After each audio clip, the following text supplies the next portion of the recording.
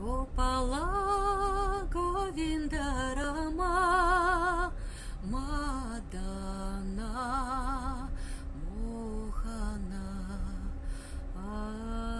Gopala Govinda Rama Madana Mohana.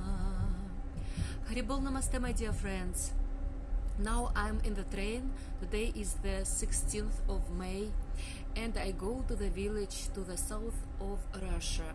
I will spend there the whole summer training my legs, swimming in the river, trying to do something in the village, on the ground, taking care of my body, because still I am on the wheelchair and the people help me to go on the wheelchair and I use the crutches after the operations.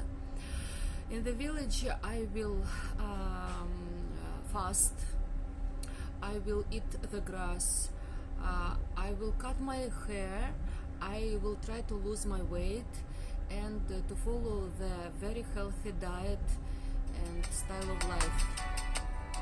Haribol Namaste. See you soon. I will translate my life to you when I'm in the village. Goodbye.